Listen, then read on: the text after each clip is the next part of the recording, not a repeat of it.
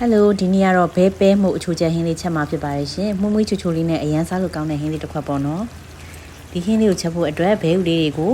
စားထည့်ပြီးတော့ပြုတ်ထားပါမယ်။ပဲပြားလေးတစ်တွဲကိုလည်းသုံးပြုထားပါရရှင်။ပဲပြားလေးတွေကိုလှီးပြီးတော့ကြက်သားမုံလေးနဲ့နေထားပါမယ်။ပြီးရင်မိုးချောက်လေးတွေကိုရေစိမ်ထားပါမယ်ရှင်။ကျမကတော့မိုးချောက်လေးတွေကိုရှီတာကီမိုနဲ့ကျနွက်မိုကိုသုံးပြုထားပါတယ်။မိုးလေးတွေပွားလာပြီဆိုလို့ရှိရင်ဖဲ့ပြီးတော့လှီးထားပါမယ်ရှင်။ပြီးရင်တော့ဘဲဥလေးတွေကိုအရသာဝင်အောင်ပက်လေးဓာတ်နဲ့မွန်ပေးထားပါမယ်။ပြပြလေးကိုလည်းကြော်ထားပါမယ်နော်ပြီးရင်တော့စီတက်ဖို့အတွက်တကြားကိုလက်ပတ်စားသွန်းနှစုံကန်ထည့်ပြီးတော့ညိုပြီးတော့ပွာလာတဲ့အထိကြော်မှာဖြစ်ပါတယ်တကြားလေးတွေပွာလာပြီဆိုလို့ရှိရင်စစ်သွန်ဖြူနီထောင်းထားတဲ့အနက်ကလေးထည့်ပြီးစီတက်ပါမယ်ရှင်ပြီးရင်တော့ပဲပြားနဲ့ဘဲဥလေးတွေကိုထည့်ပြီးတော့လုံပါမယ်ရှင်ပဲပြားနဲ့ဘဲဥလေးတွေလုံပြီးသွားပြီဆိုလို့ရှိရင်ဒီစိမ်ပြီးတော့လှီးထားတဲ့ကျနွက်မှုနဲ့ရှီတာကီမှုလေးတွေကိုလည်းထည့်ပြီးတော့လုံပါတယ်ပြီးရင်တော့အရသာအတွက်ခူးစီကြက်သားမုတ်အနှဲငယ်နဲ့ပဲငပြားရိုးကိုထည့်ပါရယ်ပြီးရင်တော့ရေလေးမြုပ်အောင်ထည့်ပြီးတည်ထားပါမယ်ရှင်